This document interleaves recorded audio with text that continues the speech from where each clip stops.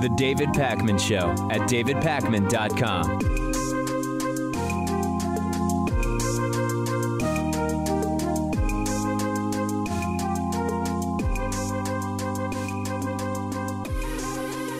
There was this simultaneously hilarious but totally cringeworthy and very, very embarrassing moment at the United Nations General Assembly on Tuesday, where Donald Trump completely laughably claimed that he's done more in his first 2 years as president than any administration had done in the history of the United States.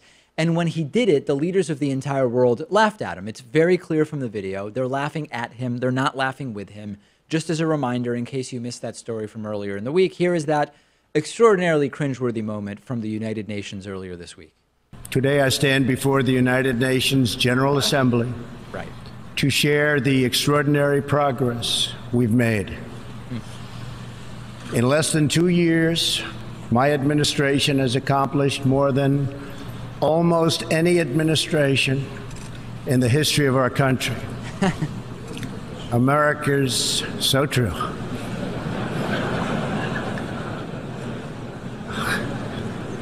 Didn't expect that reaction, but that's okay. So on Wednesday, when we covered this initially, we speculated how would Trump defend this, and I suggested that he might say that they were laughing with him in some form of solidarity, or that he had told a joke. The fact that he would tell a joke is, of course, completely unbelievable. The guy seems to have no sense of humor whatsoever. I don't know that I've ever seen Donald Trump tell or understand a joke told by someone else. Then Nikki Haley, U.S. ambassador to the UN, who was there, tried claiming on Fox News that the laughter was world leaders expressing how much they love Trump and how much they just love his honesty by laughing, which is kind of a weird way to express that, right? Like, if I think someone is so honest and I really appreciate that, I don't know that I start laughing. That's not the reaction I would think I'd have in that situation. The thing is, this doesn't even need an explanation. Just move on from it. Never talk about it again. It's not that big of a deal. Exactly. But now, well, I think it is a big deal. I don't think the reaction should be a big deal, because you're only calling attention to it in something that should be negative. The whole world laughing at you, I think, is a problem for the U.S. But now a bunch of the diplomats in the room confirmed that, yeah, they were laughing at Trump. They were definitely not laughing with Trump. There's one diplomat from Latin America who asked not to be identified because he wasn't authorized to speak on behalf of his country, who said, quote, "Sometimes when we see a behavior or listen to arguments or notions that seem so far-fetched, unreasonable, or insane, there is almost natural reaction of laughing. It is not laughing at a good joke, but a nervous laugh or a bad joke turned laughable precisely because the guy who tells the joke doesn't realize how bad it is." There were a ton of these comments, and they're basically all spot on and in line from other diplomats in the room. One who said, "What would resonate well at a political rally in America sounded a little awkward at the UN General Assembly," which was exactly our point of view, which is Trump went in and delivered a line he would give at one of his rallies, except these are diplomats, these are world leaders, this is a different type of stage. It's not low information voters in, where was the most recent one, Pennsylvania, or I don't even know where he was. An Asian diplomat said, quote, "He doesn't have any concept of diplomacy," but he did say that his lack of diplomacy sort of seems to have worked with regard to North Korea, although I would take issue with that. And then now Donald Trump is also claiming that the comment was meant to get laughter. Does anybody believe that? Does anybody believe that Trump took credit for improvement in his country as a way to get people to laugh? Like, how would anyone under any circumstances say that when the president touts accomplishments, that's what you say to get a room full of leaders to laugh? But he said right after the awkward pause, "I wasn't expecting that reaction, but that's okay," which completely debunks that, doesn't it? Well, maybe that was part of the joke. Oh, that's a pretty elaborate joke. This is what I'm talking about. That it's continuing on a few things. It's special pleading after special pleading. And to go back to what you said a couple minutes ago, Pat, I don't get the strategy, right? Instead of claiming totally unbelievable things about the incident, instead of claiming that it was a joke or it was meant to get a laugh or people were laughing with you, never mention it again. Don't call more attention to it at all. In particular, don't call more attention to it with lies. It's like playing chess with someone who can't understand the impact of their move on the next move, right? He says he's accomplished more than any other president in history or whatever, doesn't think of the fact that it's a ridiculous claim and that these are world leaders, not people at a rally, and they're going to laugh. Then they laugh, and his move is to claim that the line was meant to create a room full of laughing diplomats. And he doesn't seem to realize that it's kind of a weird way to get laughs, to claim as the leader of a country that you're doing a good job. That's not usually the type of joke world leaders tell. This is like a 24-hour story that the White House has managed to turn into a 1-week-long story. Yes. And you have to wonder if they did it by accident, if they don't mean to stretch out the length of the story, or if they're trying to distract from other things going on, namely the Robert Mueller investigation or the Brett Kavanaugh hearings. Yeah. I agree. So let's talk about the distraction thing a little bit. I think that's interesting.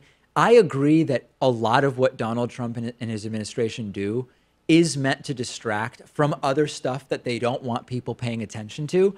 I do think we sometimes give them too much credit with the distract stuff. I think sometimes they just are terrible at handling situations and they don't get how they're making what could go away an even worse problem. Like, I get that they often want to distract. I just don't think they're smart enough to always calculate these supposed distractions. They're either really bad at playing chess or they're so good that they're playing the 3 or 4 dimensional chess. That's why I actually have, I want to speak specifically to the Trump supporters in the audience today, both of you. No, I'm kidding. There's more than that. I want you to do the adult thing, if you're an adult, which is acknowledge that this is as close as we can possibly get to the world literally laughing at the president of the United States, and they're laughing at Trump, not at Obama, as Trump and his defenders like to claim was happening. Everybody's laughing. The world's laughing. It's a laughingstock.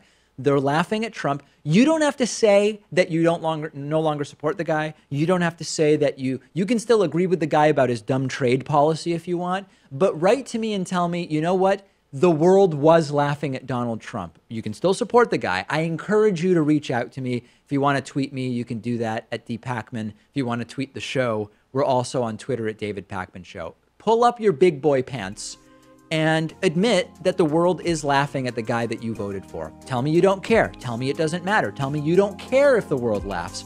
But have the honesty to tell me that you recognize that they're laughing. The David Pakman Show at davidpakman.com.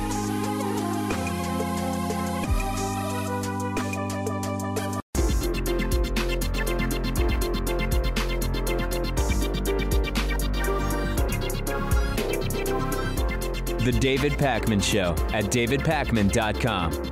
Today's new member of the day is Jason Waskowitz. Jason, thank you for being a David Pakman Show member. We do depend on the support of new members like Jason and also of longtime sustaining members. Today's longtime sustaining member is Rain Morrison. Rain has been with us since 2013, more than 5 years of membership. Jason, Rain, thanks to both of you. Please consider signing up at www.joinpakman.com.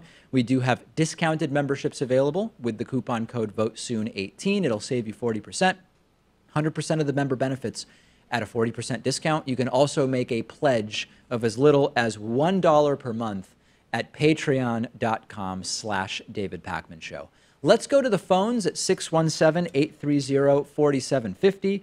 Our first caller today is from the 408 area code. Caller from 408, tell us who you are and go right ahead. Hello, David. This is Ernesto. Can you hear me? Yeah, Ernesto, we can hear you fine. Go ahead. Wow. I'm on Bluetooth, actually. I'm very excited to be here, man. First question is, I have 2 questions only. First question, would you answer my question in Spanish? I would not. No, the audience would not understand that. What's the second question? All right. I believe education is actually deeper than money in politics. Do you agree with this? Well, make the case for it. Why is education deeper or more important than money in politics? Because I believe our real problem is how we view politics and how we are raised to view politics. Is somehow a taboo subject.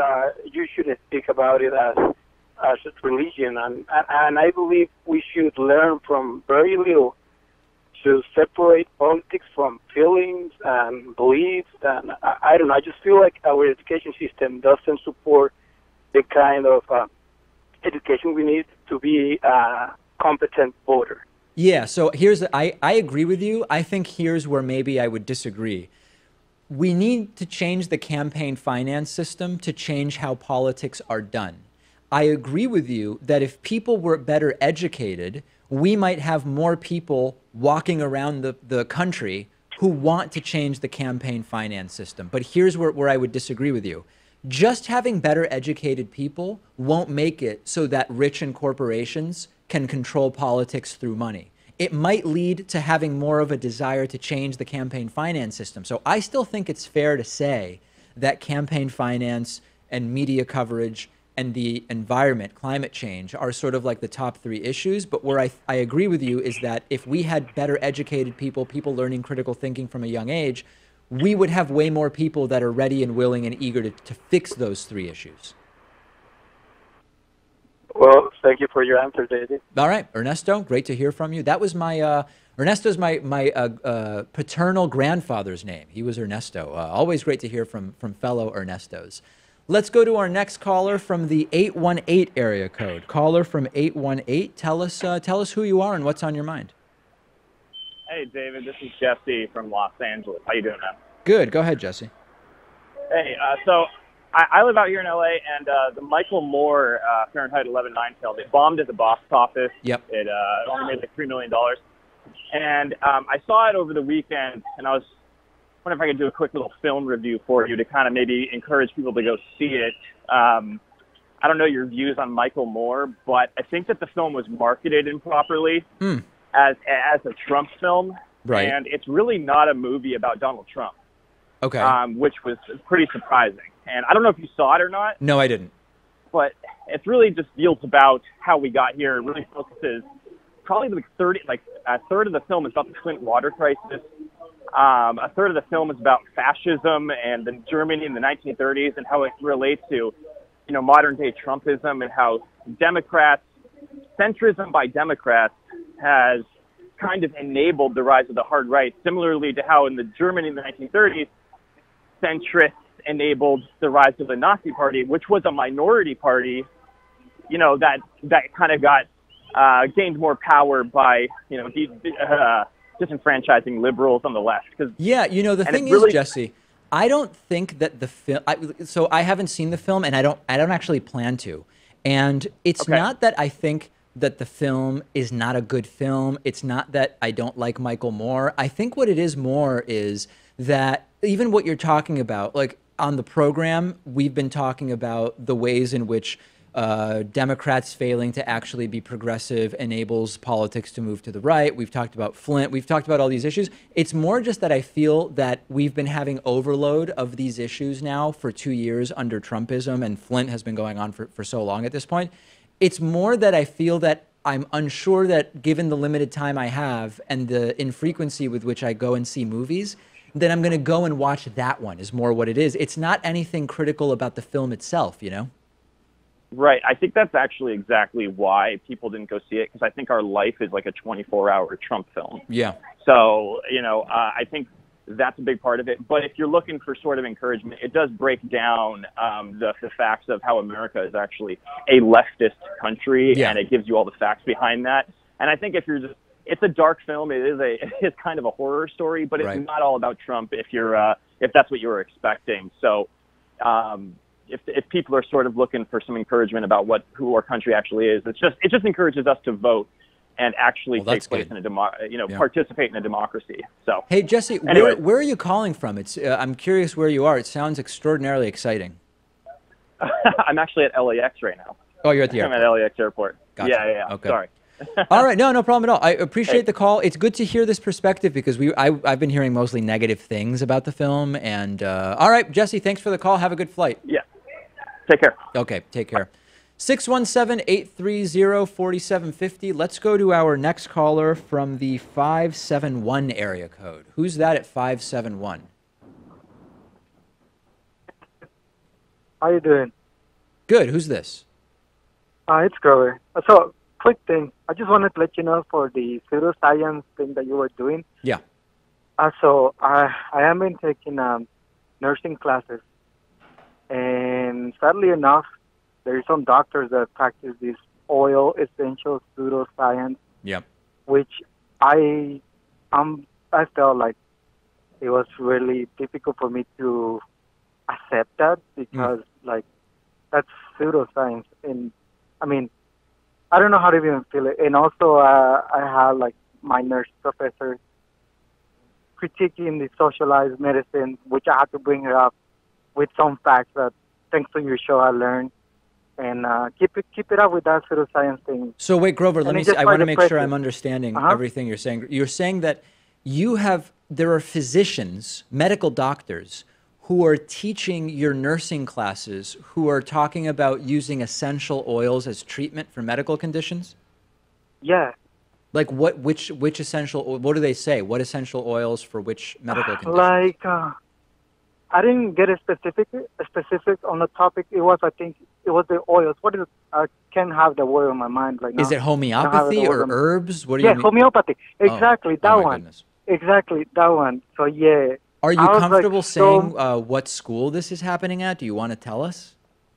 I don't want to put it in a bad reputation, but it's somewhere in Maryland. It's in Maryland. So there's a school in Maryland, and this is an accredited institution. Yes, it is. It's a college in Maryland. And is it Grover, if I may, is it a for-profit institution or is it not a for-profit? I think it's a non-profit institution. Wow. But still, it was quite depressing, like how the United States, it's still living in those type times. Yeah. I wanted to drop that class because I'm paying for it. I agree. And they're kind of still in that. Yeah. But I just have to go. I'm just doing that so I can get more money, of course, advance my education. That's so just to let you know how the education system is. I'm sorry? It's extraordinarily disturbing what you're telling me. It is. Yeah. Yes, it's good news. I'm sorry, it's bad news, my bad. Yeah. It's bad news. So keep it up with that pseudoscience. I really hope that thing, you keep it up and keep debunking those stupid homeopathy videos. And we will. It's just depressing that they're teaching that in college right now. It's depressing is an understatement. Yeah. Grover, thank you. Appreciate the call. Always great to hear from Grover. Let's go to our next caller from the 214 area code. Caller from 214, welcome. Introduce yourself. What's going on? Hey, David. My name is Brody. I'm calling from Dallas. Can you hear me okay? Yeah, go ahead, Brody. Hey, so I was calling regarding the earlier statement in the show this week about Beto O'Rourke and Ted Cruz's kind of getting heckled by the protesters at the restaurant that you discussed. Yep. As a disclosure, I do volunteer for the campaign here. Which campaign? I wanted to see which campaign you volunteer? Beto's campaign. Sorry about that. Okay. Beto's campaign. So I just wanted to see if you thought about this argument in terms of pragmatism, that if we have already this perception of the left creating protests and people unnecessarily associating with any kind of activism with Antifa, is it pragmatic to sort of look at is this going to help us get turnout and convince independents, or is this a bigger risk of shaming them, or can they both exist in a cohesive nature? I don't know if I totally understand. Are you basically saying does heckling a politician achieve the political ends that we want? Is that sort of what you're asking? Yeah, that's the question I'm asking. Is that are we alienating people by doing that activity, or is it worth actually protesting in that manner? I don't think that there is one set answer to that. And I think here's where maybe the confusion is. The people who have sort of disagreed with my take that, listen, if you only protest in the ways that the people in power approve, you will get nothing done, right? They have pushed back and said something similar to what you're saying, which is, but hold on a second. If people who aren't engaged see people yelling at Ted Cruz at a restaurant, are they going to go out and vote for Beto O'Rourke? Number one, I don't know that that was the point of the protest. I thought the point of the protest was related to Ted Cruz's role in the confirmation of accused serial sex assaulter Brett Kavanaugh. Like I didn't even think that it was ostensibly to get people to vote for Beto O'Rourke. Yeah, I suppose that's the case. I guess what I'm looking at is, in terms of encouraging that protest with his family there, Yeah. I just worry that we're, in some cases, enabling that sort of ideation, although it is important when we have this issue going on. It's a little concerning because I'm wondering how that's going to affect voters, and if you think it's going to affect voters. Yeah, well, listen, I mean, the phrase "with his family" there, it's like I'm very clear that you shouldn't go to the school of Ted Cruz's kids and protest them, right? What Ted Cruz was out to dinner and he had his adult wife with him, and she wasn't being protested. It was about Ted Cruz and his role in the Brett Kavanaugh confirmation. So I don't even know that it's relevant to say with his family there. I mean, it's like the guy's an adult, his wife's an adult, she's choosing to be with him, and the guy is a controversial, polarizing figure. Yeah, I think here's the most important thing on this. And I get when people say, when I see on TV people yelling at Ted Cruz in a restaurant, I don't know what that's certainly not going to change what Ted Cruz is going to do, right? He doesn't care. He's not going to change his mind because people heckle him. I think we have to take a step back and think about it more broadly, which is the ways in which people are allowed or encouraged to protest continues to be narrowed further and further. What that leads to is a decreased awareness from the population that some of the stuff that our elected leaders are doing is controversial. So while I agree with you that merely seeing people heckling Ted Cruz at an expensive restaurant might not get them to vote in a particular way in the Texas Senate election, the big picture of it is that more protesting, more civil disobedience, more making noise about the fact that a lot of people aren't happy with what our elected leaders are doing in total is going to raise awareness of the fact that controversial things are being done that aren't good for us. And hopefully from that, the activism would come. I don't know that that's what would happen for a fact, but that's kind of my outlook on the entire thing. Cool. Yeah, I really appreciate you, talking about that, because I think your point's pretty valid there, and I kind of maybe misheard it, or just from my own bias kind of misread it. And if I could just say, I don't know if Pat can hear me, but shout out to producer Pat and producer Max. All right, yes, they are here. Shout outs will be distributed and noted in evaluation forms. Brody, thank you. Appreciate it. Look forward to hearing from you again. We will take a quick break. If you're holding, don't hang up because we are taking more calls. If you're holding, don't hang up. We will get to more people right after the break. The David Pakman Show at davidpakman.com.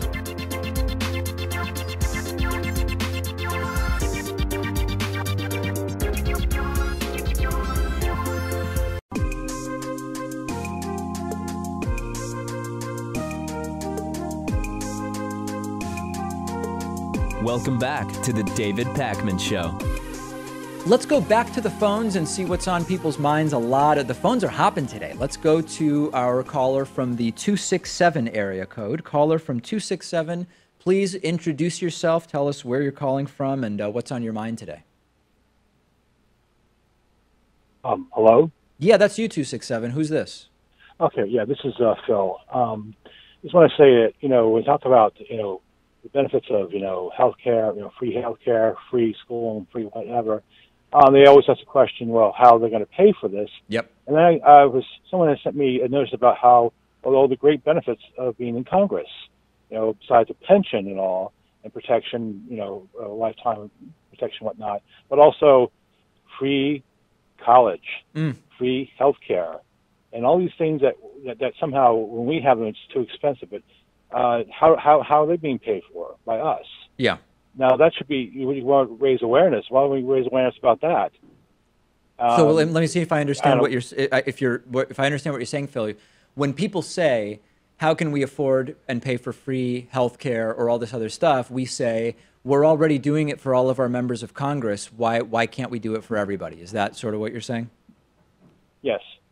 I think it's interesting. I mean, I think the obvious rebuttal would be doing it for 535 people is different than doing it for 340 million, or obviously it wouldn't be a full 340 million. But I like the way you're thinking, because there are actually lots of much better answers to, because often when people say, how are we going to pay for it? We go into, well, we would pay for it with a 2.7% payroll tax according to Bernie's plan, but we immediately get muddled. And I think that there are lots of simpler answers. One being, we're already paying for it, just in other ways, right? So I think that's like an obvious low-hanging fruit. I don't know about we're already paying for it for Congress. That might be more of a moral argument, but I don't know that it's the best economic argument. Okay. Well, I was just thinking that how they are leaders and they're supposed to set an example for everyone else. Right. So I think that's actually interesting, which is if it's so morally wrong to have government pay for your health care or whatever, why is it that the 535 elected leaders of this country are getting that stuff? That actually, I feel, is stronger. I like that more, Phil. Yeah. Well, keep up the good work, David. Thank you very much. Okay, thank you. Appreciate you calling in. Yeah, that's I was kind of swayed a little bit. I still think you have to deal with the economic part. Yeah. But from it is an interesting moral argument. Remember Ted Cruz around the time that Obamacare was being debated? He said something like, I actually don't have health insurance right now. Yeah. And he was offered it because he's a senator after all, but he wanted to make a point that the ACA is just going to hurt all of us. So it's just grandstanding at the end of the day. A lot of grandstanding. I completely agree with you. Let's go to our next caller from the 513 area code. Caller from 513. Welcome. Who's this? Hi, David. This is Chris from Cincinnati. How are you doing? Good. What's on your mind today?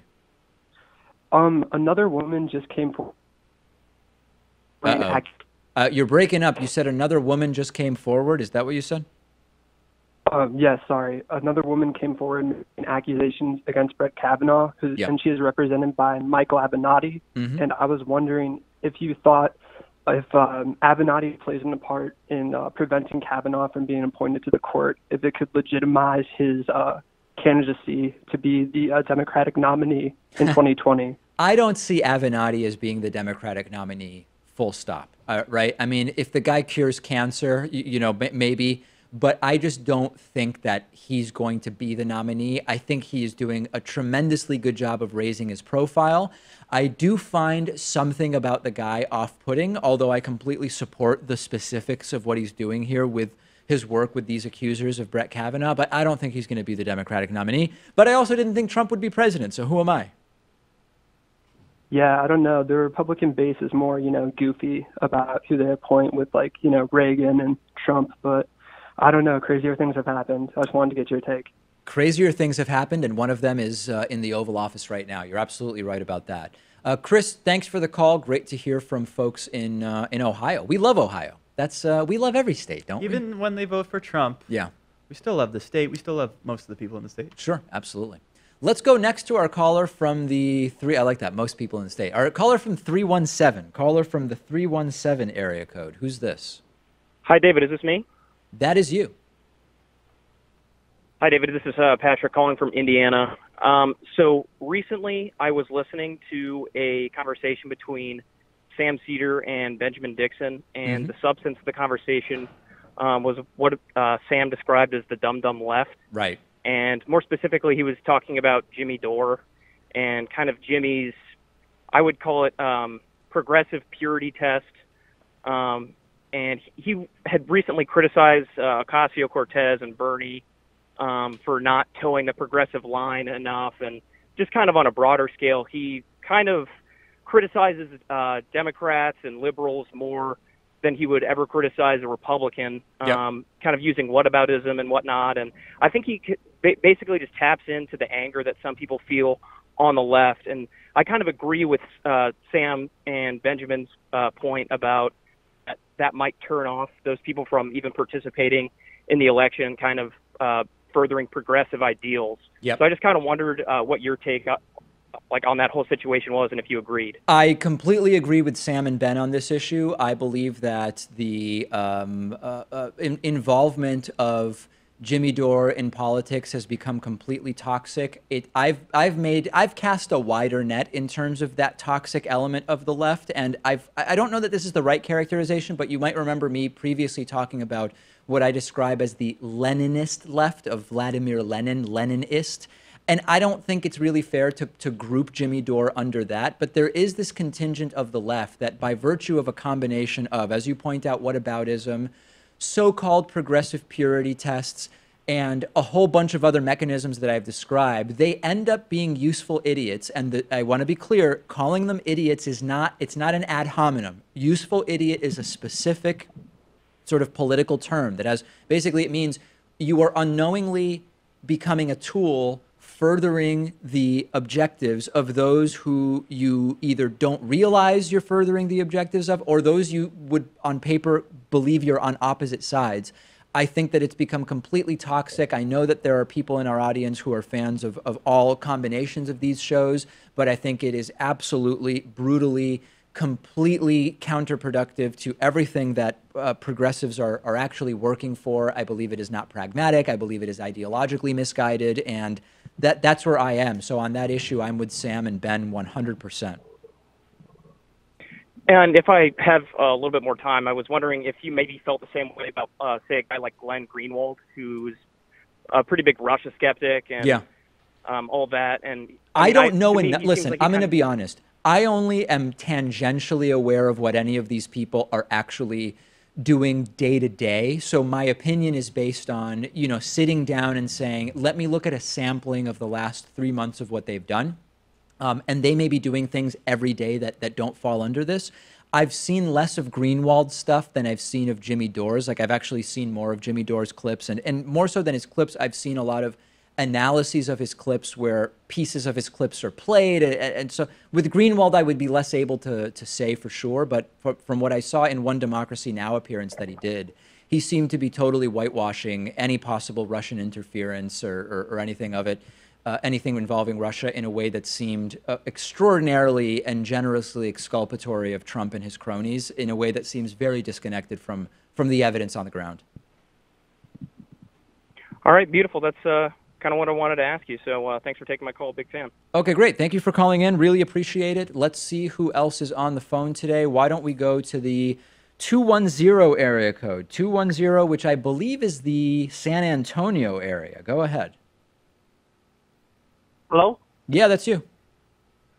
Yeah, I want to ask you something. Who's this, and where are you calling from? My name is Caesar. I'm from San Antonio. Oh, okay, go ahead, Caesar. Yeah, I've noticed that the Democratic Party isn't the party of what it used to be. I mean, it used to be the party of the working class and helping the average American. Sure. Now that what I've seen how they are acting, they no longer care about like real issues. They're more worried about stuff like identity politics, making sure that nothing is offensive to anyone ever again. It's just whining and throwing temper tantrums. This isn't the party that I recognize anymore. I mean, why has the party and people on the left have regressed to this type of behavior? Because I'm worried that they're not going to win any elections if they continue to act this way. Democrats not winning elections is a real concern. But let me ask you this, Caesar, if I can.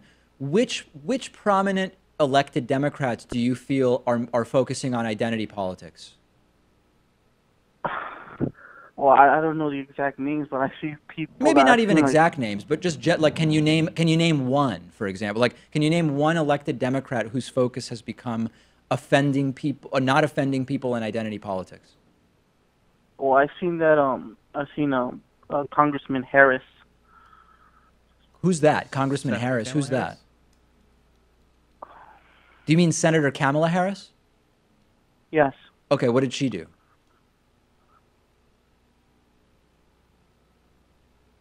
Hello? Yeah, what did Kamala Harris do?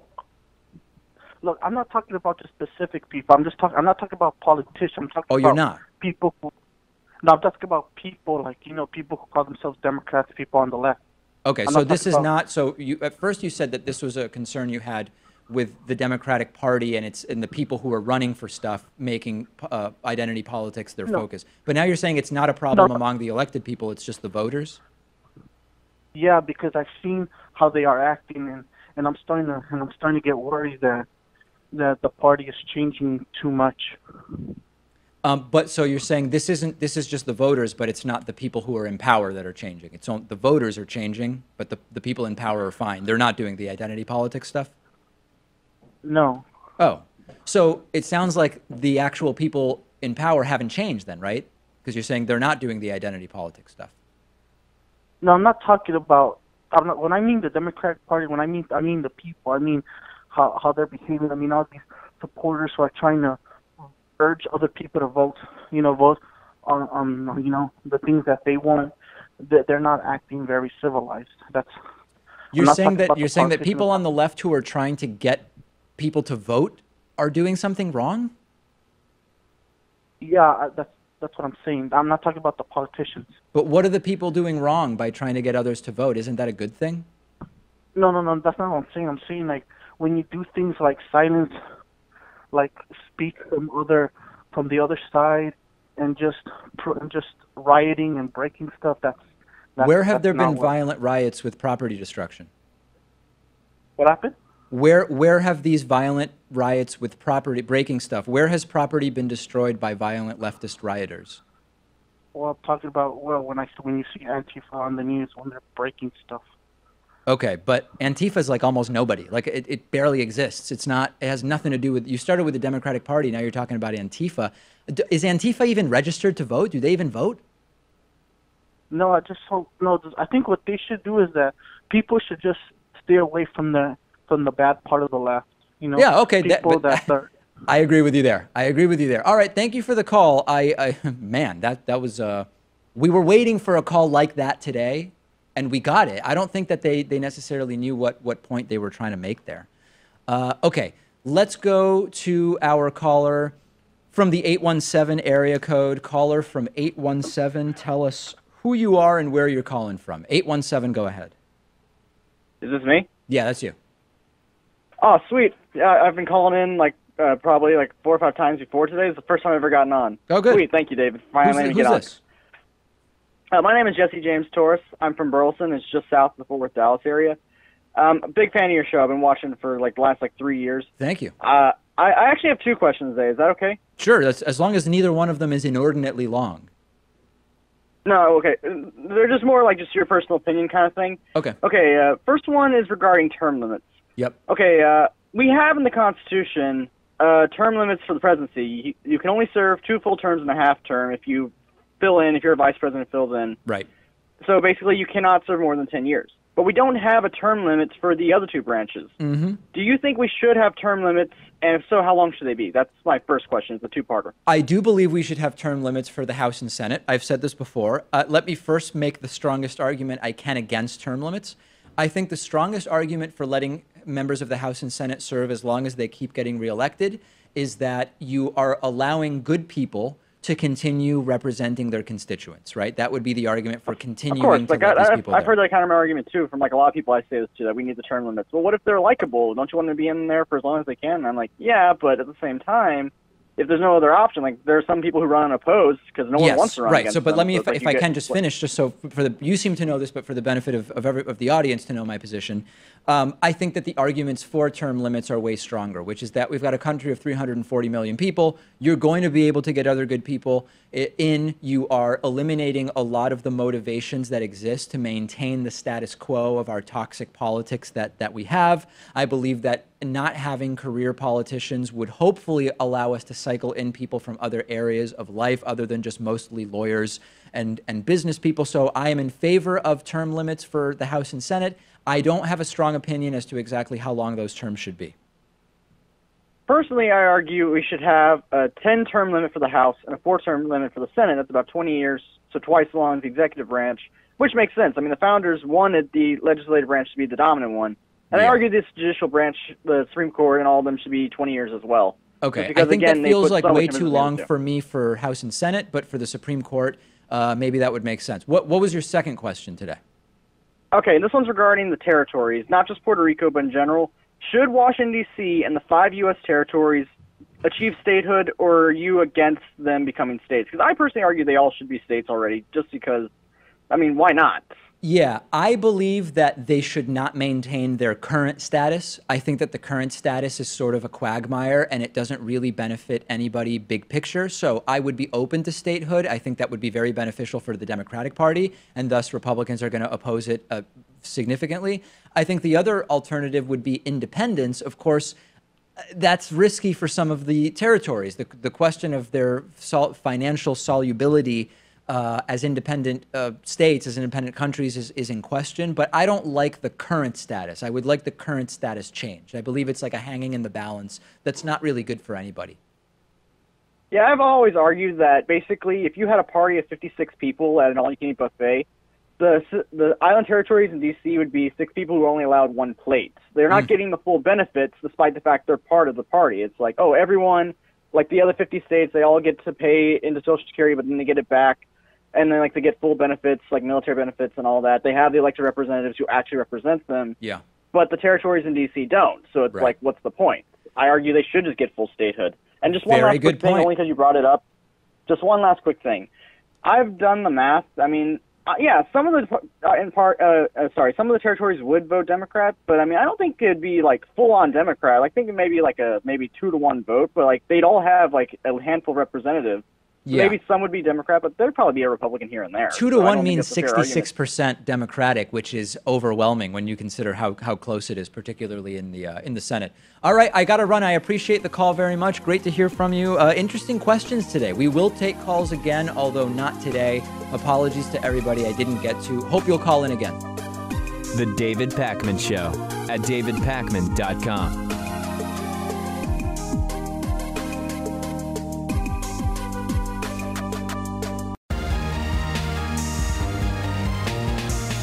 The David Pakman Show at davidpakman.com.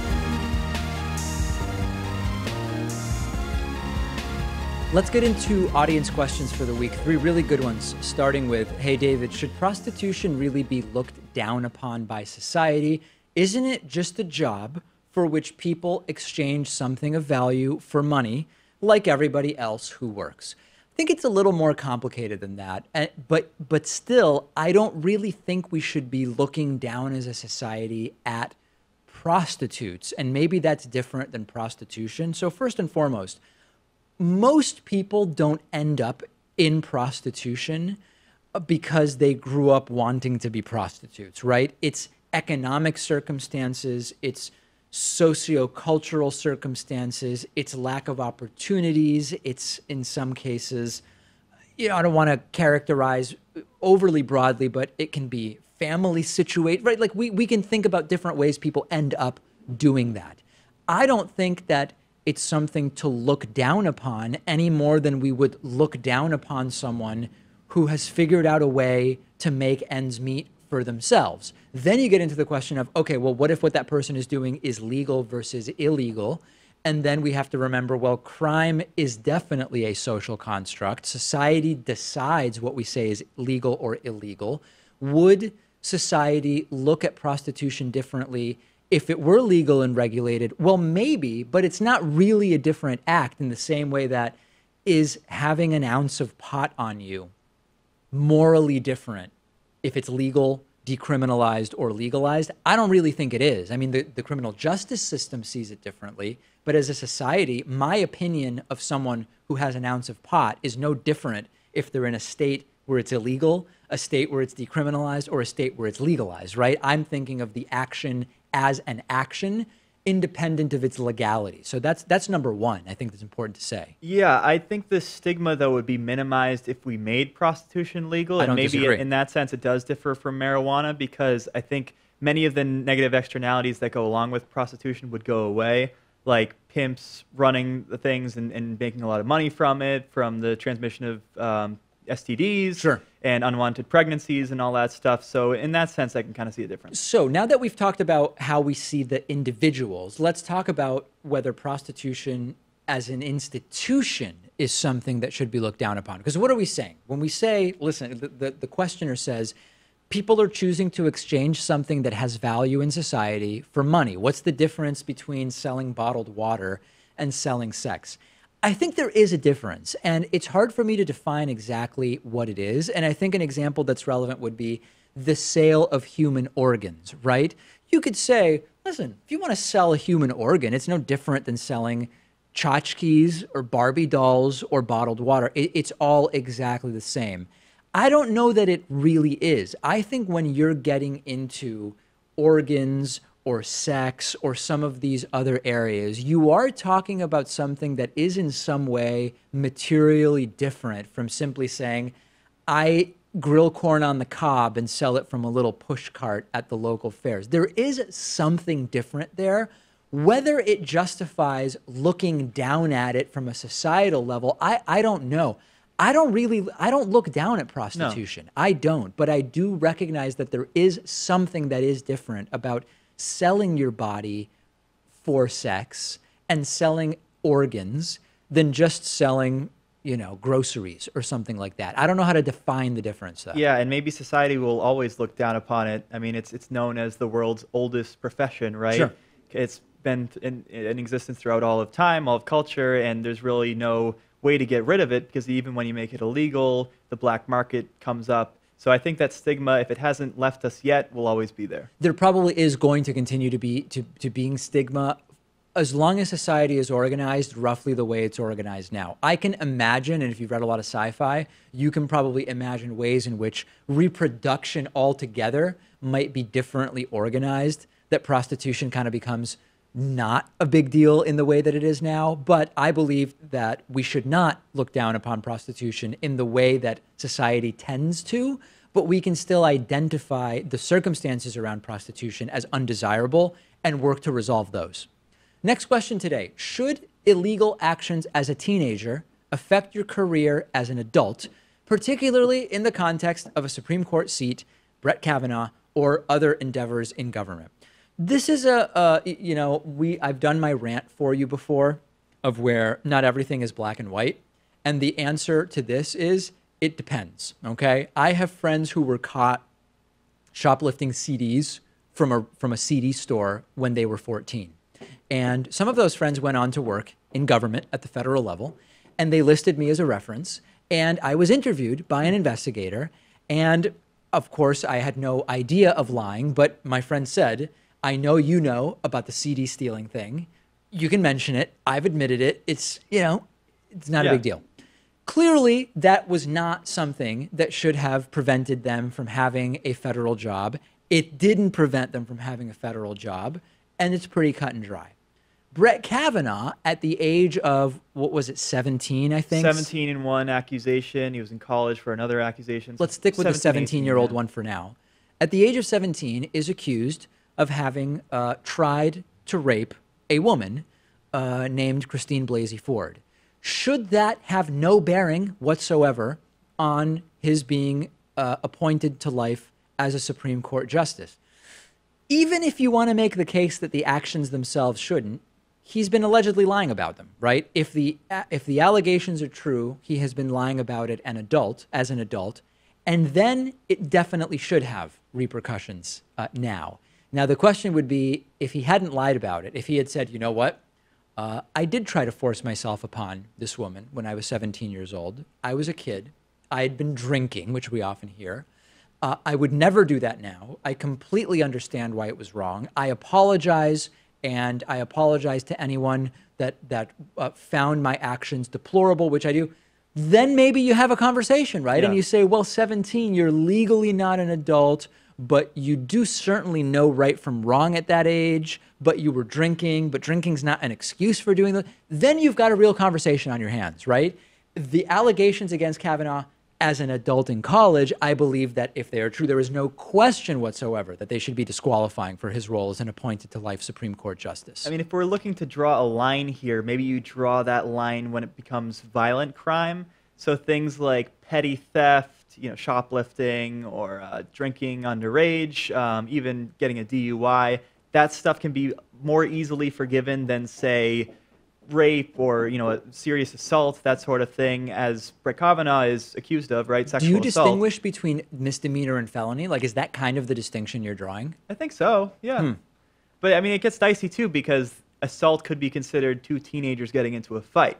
And that's something that you would assume you'd be able to forgive, and that shouldn't affect their employment opportunities going forward. Wouldn't that be misdemeanor assault in most places? Sure. Yeah. Yeah. I think that I'm bringing up misdemeanor versus felony merely as a thought experiment. I think we can all identify felonies that we would say that really shouldn't prevent you from having jobs as an adult if you did that as a kid, and misdemeanors that maybe should because of their more depraved nature. Unfortunately, my answer is it depends. And I think that there is no blanket answer to the question, should crimes committed as a teenager, I guess by teenager we also mean not 18 or 19, right? Not legally an adult. We mean 13 through 17. The answer is it depends. And it also, I hate to break it to you, it depends what job we're talking about, right? There is a difference between whether crime A should prevent you from having job B versus job C. If you're talking about Supreme Court justice for life adjudicating all sorts of the most serious legal questions, the crime that we would say crosses the line might be different than if you're applying to be, I don't know, somebody at the SEC, for example, where Securities and Exchange Commission that is a government regulator but is not a Supreme Court justice. It also depends what job you're trying to get. Yeah, I feel like we're so uncomfortable with our answer here because it sounds maybe like we're trying to have our cake and eat it too. Like we can just pick when we don't like what the person did or we don't like their politics, we say it's too much. Like Beto O'Rourke, when he was young, he got arrested for a DUI. Now he wants to become a United States Senator. I think that's something that can be a lot more easily forgiven than Brett Kavanaugh sexually assaulting a woman. And is that just because, I hold these political beliefs and I'm on the left and I think so. That means that I accept one and not the other? I think that's I hope why. it's not. No, I mean, it's an interesting question, and I don't have a definitive answer, but the world is messy. Isn't that what we always go back to? There are not often simple principles that apply to all situations. Last question today. Hey, David, can people be convinced to be gay the same way you can be peer pressured into drinking or doing drugs? This question is a disaster. It's very strange to me to include sexual orientation and drug use in the same sentence.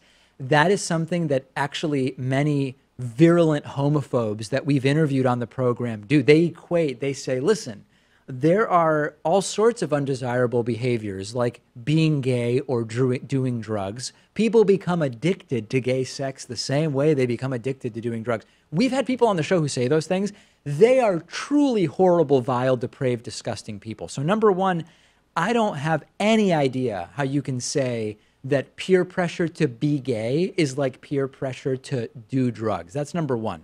But here's what I think. Let's pretend that this is a legitimate question for a second and kind of play it out. You can be convinced to use drugs, and you can be convinced to participate in a gay act, right? Like if we talk about being pressured into doing things, you can't be convinced to be gay, right? Yeah. Like that doesn't really exist in the same way that you can't be peer pressured into being an alcoholic. You can be peer pressured into drinking. The drinking, if it goes on long enough and you have a genetic predisposition, I guess, could lead to you becoming an alcoholic or something like that. But the language being used here is just very bizarre. So if the question is, can someone be coerced by circumstances into engaging in an individual act that we would consider a homosexual act? Sure, I guess so. But if you're asking, can someone be peer pressured into becoming gay or a lesbian or bisexual, I think the answer is no. It's a very clear, hard no on this one. If I'm missing something or if I misunderstood the question, please let me know. But this is definitely one of the more bizarre ones that we've received on audience questions for a while. That is it for today. We have a great bonus show for you next week. I'm here Monday, Travel Day Tuesday, as I will be broadcasting from Mass Torts Made Perfect, a friend of the show, Mike Papantonio's conference on Wednesday, Thursday, and Friday. Thanks for joining us, and please become a member. Get access to the bonus show at www.joinpacman.com.